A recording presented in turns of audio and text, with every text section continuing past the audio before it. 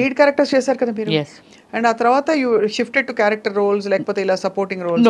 నేను స్టార్టింగ్ నుంచి మిక్స్డ్ ఇవి చేశాను. మెయిన్ రోల్స్, లీడ్ రోల్స్ చేస్తూ కృష్ణ గారితో కూడా హీరోయిన్ చేశాను. ఎవరు నేననేసి మూవీ చేశాను. తర్వాత పునీత్ రాజ్ కుమార్తో చేశాను, తర్వాత రమేష్ అరవింద్తో చేశాను, సూర్యతో చేశాను, విక్రమ్ గారితో చేశాను. అంటే నేను ఎలా అయిందంటే నాకు ఎవరు గాడ్ ఫాదర్ లేరు ఫిల్మ్ ఇండస్ట్రీలో. అందుకని చాలా గాడ్ ఫాదర్ లేరు. ఇంతవరకు ఎన్ని టైమ్స్ చెప్పినా బిలీవ్ చేయగలరా లేదనేది ఇంతవరకు కాంట్రవర్సీ లేదు నా లైఫ్. వెరీ డీసెంట్ అనమాట. ఎవ్వరూ మిమ్మల్ని ఏ టైంలో కూడా ఇబ్బంది పెట్టలేదు అయితే? లేదు. ఇలాంటి సిచ్యువేషన్ ఒకసారి ఎవడో సంథింగ్ అంటే ఇండస్ట్రీలోనే మీకు రకరకాల మనుషులు ఉంటారు కదా, చాలా గొప్పగా పెద్ద మనుషులు చాలా మంది ఉన్నారు. ప్రతి ఇండస్ట్రీలో ఉంటుంది. ఈ ఇండస్ట్రీలో ఏంటంటే కొంచెం రూల్స్ అవి రిలాక్స్డ్ గా ఉంటాయి కాబట్టి వాతావరణాలు కూడా అలా ఉంటాయి, లేట్ నైట్స్ ఉంటాయి. మరి అలాంటప్పుడు మీరు ఇబ్బంది పడకుండా రావడం అనేది చాలా పెద్ద. అంటే నేను ఫస్ట్ నుంచి ఒక టీంని మెయింటైన్ చేసేదాన్ని. తక్కువ టైంలో సాగర్ గారు, డైరెక్టర్ గారు ఇప్పుడు మన ఈ లోకంలో లేరు. ఆయన నేను వసేనా మరదల మూవీ చేశాను, రామ్ సక్కనోడు సుమన్ గారితో చేశాను. అప్పుడు కన్నడలో ఆయనే నన్ను ఇంట్రడ్యూస్ చేశారు, అమర్ అక్బర్ అంతోని మూవీ అని. ఇంద్రజ నేను దానికి సుమన్ గారు కాదు, మన సాగర్ గారు డైరెక్టరు పరిచయం చేశారు. సో ఆ సినిమా తర్వాత అనుకోకుండా చాలా కన్నడలో నేను చేసిన మూవీస్ అన్ని 100 days. కానీ ఇవాళ మీరు ఎంత ప్లెయిన్ గా, అంటే ఒక హీరోయిన్ కు ఉండే అంత లేదు, ఒక సినిమా స్టార్ కు ఉండే ఇది లేకుండా హంగులు ఇంకేం చెప్పాలి, చాలా డౌన్ టు ఎర్త్ గా ఉన్నారు. సో ఏం లేదు స్వప్న గారు, అంటే కొంచెం పీస్ఫుల్గా ఎండ్ ఆఫ్ ద డే నన్ను నేను చూసుకుంటే నేను ఉండాలి అనే ఒక డ్రీమ్ ఉన్న గర్ల్ని నేను. చాలా పీస్ఫుల్గా ఉండాలి, డీసెంట్గా ఉండాలి. ఇప్పుడు ఒకటి మాట్లాడుతాను, నేను పొలిటికల్ లేక వచ్చాను అనుకుందాం. పొలిటికల్ లేక ఎందుకు వచ్చాను అంటే నాకు ఒక డ్రీము. అవును, ఏదైనా ఒకటి అచీవ్మెంట్ సాధించామనంటే దేనిలోనైనా సాధించవచ్చు. ఫస్ట్ మనకి ఒక గోలు, డ్రీము అంటే ఒక ఫ్యాషన్ ఉంటే దాన్ని ఏదైనా చెయ్యొచ్చు అనేది. రైట్. దీనితో రాజకీయంలోకి వచ్చాను. ఎందుకు వచ్చాను అని అంటే సంథింగ్ ఒక బ్రాండ్ క్రియేట్ చేయాలి నా వరకు. అంతే, ఒక అధిష్టానాన్నే ఒక బ్రాండ్ చేయాలనేది కాదు, నా వరకు నేను ఒక బ్రాండ్గా తయారవ్వాలి అంతే. పొలిటికల్ అంటే ఏమిటి, ఓకే పొలిటికల్ ఎందుకు వెళ్ళాము, ఏం చెయ్యాలని అనుకున్నాము, దానికి ప్రభుత్వం నుంచి ప్రజలకి మనం ఓన్లీ మీడియేటర్ మాత్రమే. అవును, ఇది నిజమే కదా, ప్రభుత్వానికి ప్రజలకి మీడియేటర్ మాత్రమే మనం అక్కడి నుంచి వీళ్ళ అవసరాలు ఏంటి, వాళ్ళకి అక్కడి నుంచి మనకి ఏం ఫండింగ్ వస్తుంది, మనం ఏం యూటిలైజ్ చేసామనేది ఒక్కటే రాజకీయం, అంతే నాకు తెలిసింది. కరెక్ట్. ఈ భావంతోనే నేను పొలిటికల్లోకి వెళ్ళాను, నేను ఏదో చెయ్యాలి. కానీ మీ మేనమావ గారా? అయ్యన్న పాత్రుడు మేనమావ గారు నా ఓన్ బ్రదరే ఉన్నారు టీడీపీలో. ఓకే. రామానాయుడు.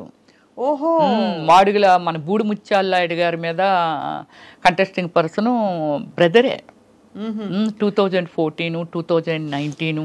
మరి మీరు వైసీపీలోకి రావడం ఏంటి అంటే దీనికి కారణం ఏమిటంటండి, ఇప్పుడు పార్టీలు తీసేద్దాం, ఇది మనకొద్దు. నాకున్నది రాజశేఖర రెడ్డి గారి ఇంటి వెనకాల శర్మిలా హౌస్ ఉంది కదా, అరోరా కాలనీయే కదా, అక్కడే నా ఇల్లు ఉండేది. నేను వాకింగ్ అంతకు వెళ్తేప్పుడు అప్పుడప్పుడు ఇలా లుంగి, ఆయన అప్పుడు రాజశేఖర రెడ్డి గారికి పదవులు ఏమి లేవు, ఇలాగా లుంగి పంచి కొట్టుకొని ఒకసారి నన్ను పలకరించారు ఆయన. ఏంటమ్మా ఇంత చెల్లో ఇంత అర్లీ మార్నింగ్ వెళ్ళిపోతున్నాం అంటే, సార్ వాకింగ్ సార్ అంటే, మంచి ఫెమిలియర్ ఫేస్ లాగా ఉంది. దానికి ముందు ఏం చేశారంటే మోహన్ బాబు గారు ప్రెసిడెంట్ మా అసోసియేషన్కి ఏదో మాట్లాడడం కోసమని కొందరు మెయిన్ ఆర్టిస్టులు అందరమే సార్ వాళ్ళ ఇంటికి వెళ్ళాము. ఆయన ఇచ్చిన మనుషులకి ఇచ్చిన రెస్పెక్ట్ అండి అసలు ఒకసారి వెళ్తే ఎవరు మర్చిపోలేరు. అది రాజశేఖర రెడ్డి గారు దగ్గర ఉన్నది, అది నేను చూశాను. తర్వాత ఈ ఆరోగ్యశ్రీ, వీళ్ళు సోషల్ సర్వీస్ పిచ్చి ఉందిగా నాకు. అపోలో హాస్పిటల్కి మనం వెళ్ళామనుకోండి, ఇప్పుడు మన తెలంగాణ వాళ్ళు కచ్చలు వేసి ఇక్కడ చెవులు ఇవన్నీ పెట్టుకొని అక్కడ హాస్పిటల్లో కనబడితే అది స్టార్ హాస్పిటల్ ఇందులో కూడా వీళ్ళు ఎలా ట్రీట్మెంట్ తీసుకోగలుగుతున్నారో, వీళ్ళు చాలా పేదవాళ్ళు కదా అని ఒక ఫీలింగ్. వాళ్ళ దగ్గర డైరెక్ట్ వెళ్ళి అడిగేయటమే, అవ్వా నువ్వు ఇలాగ వచ్చావు కదా, లేకపోతే ఇది ఇలాగా అంటే ఏ కైండ్ ఆఫ్ ఏజ్ ఉంటే వాళ్ళని అలాగా వరుసలు కలిపి మాట్లాడేదాన్ని నేను.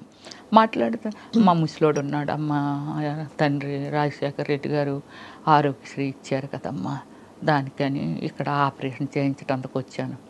అలాగే నేను రికమెండేషన్లే గ్యాస్ట్రాలజీల దగ్గరికి వాళ్ళ దగ్గరికి, ఆ గ్యాస్ట్రాలజీగా నాకు తెలుసు, ఆశా సుబ్బలక్ష్మి గారు తెలుసు, నేను మాట్లాడతాను రామ్మని అలా తీసుకెళ్లేదాన్ని. అలాగే 108 మేము షూటింగ్కి వెళ్ళేవాళ్ళం కదా, రాజమండ్రిలో షూటింగ్ జరుగుతుంటే కుయ్యి కుయ్యి కుయ్యి కుయ్యమనుకన్నా వెళ్ళిపోతుంది. నేను డైరెక్ట్ చూడటం అంతవరకు నేనేమీ వినలేదు. వెళ్ళిపోతుంటే పక్కన ముసలి ఫోన్లే అమ్మ దేవుడిలాగా వచ్చాడు, ఎక్కడ ఏదైనా సరే దిక్కుమాలు సావులు చావకుండా ఒక 5 నిమిషాలు వచ్చి తీసుకొని వెళ్ళిపోయి చాలామందికి ప్రాణదానం చేస్తున్నాడు రాజశేఖర రెడ్డి గారని ఒక పెద్ద ఆవిడ అక్కడ ప్రొడక్షన్ పెట్టారనమాట.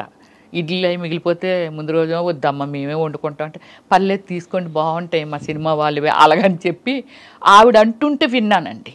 అలా విన్ని దాని మీద ఒక ఇంప్రెషన్.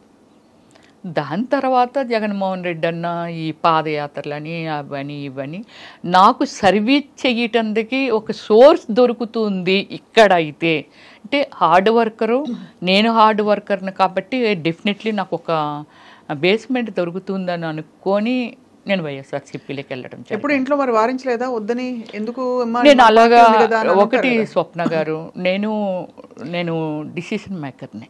అదే చిన్నప్పుడే అందరినీ కాదని నేనేమంటానంటే 10 మంది ఒపీనియన్స్ తీసుకుంటే రకరకాలు ఉంటాయి.